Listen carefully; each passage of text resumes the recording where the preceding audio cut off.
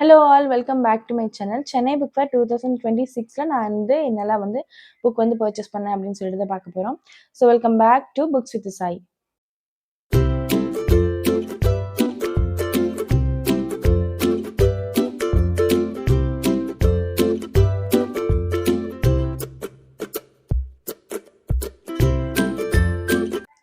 First of all நான் Coimbatore book ஃபேர்லயே நான் நெறைய பர்ச்சேஸ் பண்ணியிருந்தேன். பட் அப்படி இருந்தும் மறுபடியும் சென்னை போய் நான் பர்ச்சேஸ் பண்ணதுக்கு உண்டான காரணம் என்னன்னா, 2 காரணம் இருக்கு. ஒண்ணு பார்த்தீங்கன்னா, நெறைய பேர் சென்னை புக் ஃபேர பத்தி நெறைய பேசும்போது, அந்த சென்னை புக் ஃபேர ஆஸ் அ ரீடரா லைஃப்ல ஒரு டைமாவது போய் பார்த்துரணும் அப்படின்ற ஒரு பெரிய ஆசை.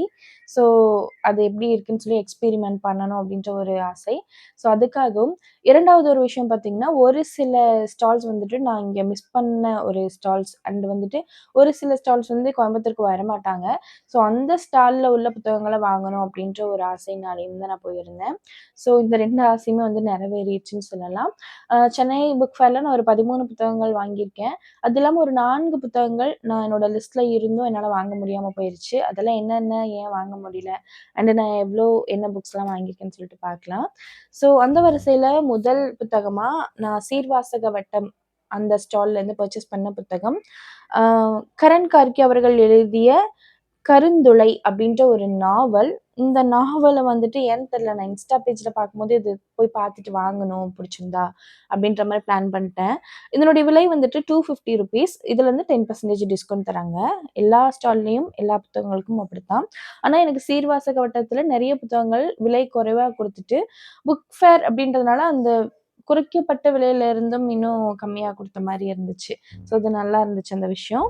ஸோ அடுத்ததா ரொம்ப நாளா லிஸ்ட்ல போட்டு வச்சிருந்த ஒரு புத்தகம் எரியும் பனிக்காடு. இந்த புத்தகத்த மையமா வச்சு தான் தமிழ்ல பரதேசி அப்படின்ற ஒரு படத்த எடுத்ததா சொல்றாங்க.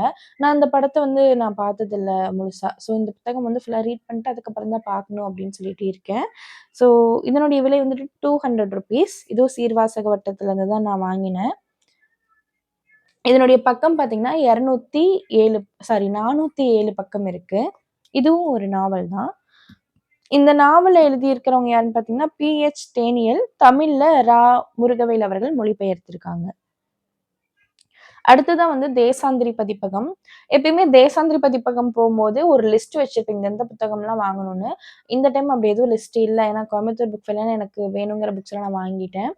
இருந்தாலும் என்னுடைய ஃபேவரைட் ஆத்தர் அப்படின்றதுனால கண்டிப்பா ஏதாவது புதுசா புத்தகம் கொண்டு வந்திருப்பாங்க. ஸோ அதனால போய் ரேண்டமா பார்த்து ஒரு கட்டுரை தொகுப்பு வாங்கினேன். அம் குற்றமுகங்கள் அப்படின்னு தலைப்பு கொண்ட ஒரு கட்டுரை தொகுப்பு. இது எஸ். ராமகிருஷ்ணன் சார் எழுதிய ஒரு கட்டுரை தொகுப்பு. இந்த கட்டுரை தொகுப்பு நான் வாங்குறதுக்கு காரணம் என்னன்னா, குற்றம் என்பது ஒரு ரகசிய முகமூடியே. அது யார் எப்போது அணிந்து கொள்வார்கள் என்று தெரியாது அப்படின்னு சொல்லி போட்டிருந்தாங்க. கண்டிப்பா ஒவ்வொரு மனிதர்களுக்குள்ளயும் ஒரு முகமூடியாவது கண்டிப்பா இருக்கும். அத பத்தி ஒரு சின்ன ஒரு அனுபவம் கிடைக்கும் அப்படின்ற ஒரு எதிர்பார்ப்புல தான் இந்த புத்தகம் வாங்கியிருக்கேன்.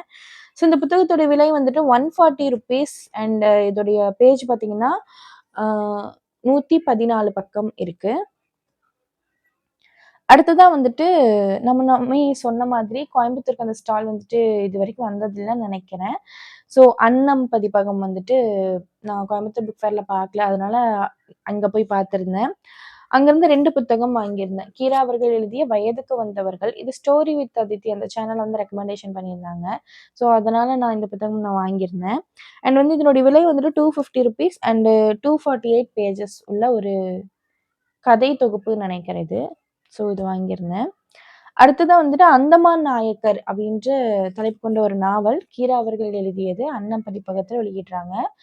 இந்த நாவலுடைய விலை 125 அண்ட் பக்கம் பார்த்தீங்கன்னா, 105 பக்கம் உள்ள ஒரு சின்ன ஒரு நாவல் தான். இந்த நாவல் நான் ஏன் வாங்குனேன்னா, கோபல்ல கிராமம், கோபல்லபுரத்து மக்கள் என்கிட்ட இருக்கு. அதனுடைய சீக்வென்ஸ் அப்படின்னு சொல்லியிருந்தாங்க. அதனால தான் நான் இந்த புத்தகத்த நான் வாங்கியிருந்தேன்.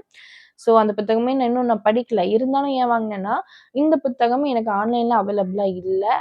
பக்கத்துல இருக்கிற புக் ஷாப்ஸ்லயும் எனக்கு கிடைக்கல. 2வது ஒரு விஷயம் புக் ஃபேர்க்கும் இவங்க வரல அப்படிங்கும்போது, நான் அங்க இது கண்டிப்பா வாங்கணும்னு சொல்லிட்டு எப்ப படிச்சாலும் சரி இது வாங்கிரணும்னு சொல்லிட்டு நான் வாங்கிட்டேன். அடுத்ததா எப்போதுமே என்னோட ஃபேவரைட் பப்ளிஷர்ல ஒருத்தரான காலச்சுவடு பதிப்பகம். அங்க எனக்கு வாண்டடே இல்லன்னாலும், எப்படியாவது போய் ரேண்டமா பார்த்தாவது ஏதாவது ஒரு புக்காவது நான் பிக் பண்ணிருவேன் எப்படியும். சொந்த வரிசையில இன்னைக்கு நான் 3 புத்தகம் பிக் பண்ணியிருக்கேன். ஒண்ணு வந்து புத்தம் வீடு. இது ஆல்ரெடி நான் ரொம்ப நாளாவே விஷ் லிஸ்ட்ல போட்டு வச்சிருந்து, கோயம்புத்தூர் புக் ஃபேருக்கு போயிட்டு வேண்டாம் அப்புறமா வாங்கிக்கலாம்னு திடீர்னு எனக்கு இன்ட்ரெஸ்ட் போச்சு. எனக்கு ஒரு சில டைம் அந்த மாரி ஆகும். ரொம்ப நாளா விஷ் லிஸ்ட்ல போட்டு வச்சிருப்பேன். புக் ஃபேருக்கு போயிட்டு அத எடுத்து தொட்டு பார்த்ததுக்கு அப்புறமா, இல்ல வேணாம் அப்புறமா வாங்கிக்கலாம்னு சொல்லிட்டு சடனா எனக்கு இன்ட்ரெஸ்ட் போகும் ஒரு சில புத்தகத்துல. அப்படி கோயம்புத்தூர் புக் ஃபேர்ல இந்த இன்ட்ரெஸ்ட் போயிட்டு மறுபடியும் நான் வந்துட்டு இந்த புக் ஃபேர்ல நான் வாங்கிட்டேன். புத்தம் வீடு, அ ஹெப்சிபா ஜேசுதாசன் அவர்கள் எழுதிய ஒரு கிளாசிக் நாவல். அ ₹220க்கு வந்து குடுக்குறாங்க. இதனுடைய பக்கம் பார்த்தீங்கன்னா, 155 காலச்சுவடு பதிப்பகம். அதே காலச்சுவடு பதிப்பகத்துல நான் ரீசென்ட்டா வாங்கியே ஆகணும்னு சொல்லி என் லிஸ்ட்ல ஆட் பண்ண புத்தகம், "ஒரு முறை பெண்ணாகி வா கடவுளே" அப்படின்ற ஒரு சிறுகதை தொகுப்பு. இது வந்து கன்னட சிறுகதை தொகுப்பு. எனக்கு சிறுகதை மேல அவ்வளவா இன்ட்ரெஸ்ட் இல்ல. ஆனா இந்த புத்தகம் எனக்கு படிச்சே ஆகணும்னு இருக்கு. பிகாஸ் வந்து இது வந்து ஒரு ஃபெமினிஸ்டிக்கான சிறுகதை தொகுப்பா இருக்கலாம் அப்படின்றது என்னோட அப்படின்னு நான் நினைக்கிறேன். இது வந்து புக்கர் பரிசு பெற்ற கதைகள். பானு அ முஸ்தாக் அப்படின்றவங்க தான் எழுதியிருக்காங்க. தமிழ்ல சகதேவன் அப்படிங்கிற ஒரு மொழிபெயர்த்திருக்காங்க. இந்த சிறுகதை தொகுப்புடைய விலை 325. இதோடைய பக்கம் பார்த்தீங்கன்னா, 247 பக்கம் இருக்கு. அடுத்ததா ரேண்டமா நான் வாங்குன புத்தகம், லாவண்யா சுந்தரராஜன் அவர்கள் எழுதிய மாயமலர் அப்படின்ற ஒரு நாவல். இந்த நாவலுடைய விலை வந்துட்டு ரூ. 420 அண்ட் வந்து பக்கம் வந்து 319 பக்கம். இந்த புத்தகம் எப்படி இருக்கும்லாம் தெர்ல. ஆனா நான் நல்லாருக்கும். பின்னாடி டிஸ்கிரைப் பண்ணியிருக்கத பார்த்து தான் மேக்ஸிமம் நான் புக்ஸ் வாங்குவேன். ஸோ அந்த வகையில எனக்கு இந்த புத்தகம் புடிச்சிருந்தது. அதனால வாங்கியிருக்கேன். அடுத்ததா வந்து எதிர் வெளியீடுல நான் வாங்கிய புத்தகம் ஃபர்தா. மாஜிதா அவர்கள் எழுதிய ஒரு நாவல். இந்த நாவலும் கொஞ்சம் ஃபெமினிசம் பத்தி பேசும்னு நெனைக்கிறேன். இந்த நாவலுடைய விலை வந்துட்டு ₹220 அண்ட் பக்கம் பார்த்தீங்கன்னா, 136 பக்கம் கொண்டிருக்கு. நான் எதிர் வெளியீடுல தான் வந்து இன்னும் ஒரு 3 புத்தகம் வாங்கணும்னு நெனச்சேன். யாத்வேஷம் அண்ட் வந்துட்டு யூதாஸின் நற்செய்தி, அதுக்கப்புறமா ஆம் ஆனி ஃப்ராங்கோட அந்த டைரி குறிப்பு அது வாங்கணும்னு நெனச்சிருந்தேன். யாத்வேஷம் வந்துட்டு கொஞ்சம் காசு அமௌண்ட் கம்மியா இருக்குன்னு சொல்லிட்டு நான் வாங்கல. அண்ட் வந்துட்டு யூதாஸின் நற்செய்தி நம்ம முன்னமே சொன்ன மாரி வாங்கணும்னு நெனச்சுட்டே போனேன். ஆனா ஸ்டாலுக்கு போயிட்டு டக்குன்னு இன்ட்ரெஸ்ட் போயிருச்சு. அதனால நான் வாங்கல. அதுக்கப்புறமா வந்துட்டு ஆனி ஃப்ராங்க் டைரி வாங்கணும்னு நெனச்சேன். ஆனா அங்க வந்து அந்த பின்னாடி இந்த மாரி சைட்ல வந்துட்டு பேஸ்ட் பண்ணியிருப்பாங்க. அந்த பேஸ்ட் மேல கொஞ்சம் கேப்பு விட்ட மாரி இருந்துச்சு. ஸோ நம்ம வாங்கிட்டு வந்து யூஸ் பண்ணி கொஞ்ச நாள்லயே அந்த பேஜஸ் விட்டுச்சுன்னா, அது ரொம்ப கஷ்டம் இல்லையா?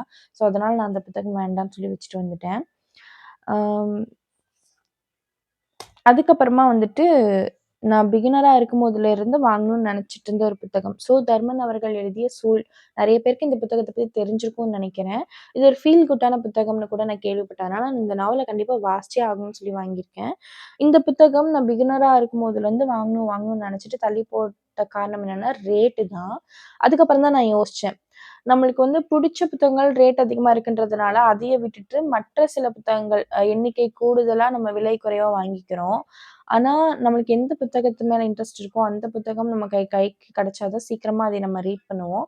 இன்னொரு விஷயம், இந்த இயர் நான் ரேட் அதிகமா இருக்குன்னு சொல்லிட்டு நான் விட்டுட்டு வந்துட்டேன் அப்படின்னா, அடுத்த இயர் இன்னுமே கொஞ்சம் கூடுதலா தான் இருக்கும் அந்த புத்தகத்தோடைய விலை. அதுக்கு நான் இந்த இயரே வாங்கியிருக்கிறது தான் வந்து கரெக்ட்டுன்னு தோணுச்சு எனக்கு.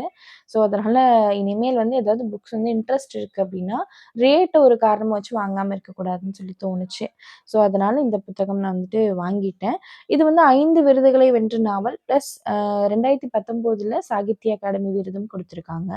இது ரூ. 580 500 பக்கங்களை கொண்ட ஒரு பெரிய நாவல். அடுத்ததா வந்துட்டு என்னோட ஃபேவரைட் ஸ்டால் நற்றிணையில வாங்கியிருந்தேன். வானம் வசப்படும். இந்த புத்தகம் நான் கண்டிப்பா இந்த ஸ்டால்ல தான் வாங்கணும்னு சொல்லிட்டு வாங்கியிருந்தேன். ஏன்னா, இந்த ஸ்டால்ல கொஞ்சம் ரேட் கம்மியா இருக்கு அதனால. பிரபஞ்சன் அவர்கள் எழுதிய வானம் வசப்படும். இந்த நாவல பத்தி பெருசா தெரியாது. ஆனா பட் இந்த இந்த ஒரு சும்மா இந்த புக் படிங்க நல்லாருக்கும் அப்படிங்கிற மாதிரி சின்ன சின்ன ரிவ்யூஸ் குடுப்பாங்க இல்லையா? அந்த மாரி ஏதோ ஒரு ரிவ்யூல நான் பார்த்தேன். ஒருத்தர் வந்து இது படிங்கன்னாங்க. சும்மா இந்த இன்டர்வியூ ரிவ்யூஸ்ல குடுக்குற மாதிரி. ஸோ இந்த புத்தகம் வந்து 400 ரூ.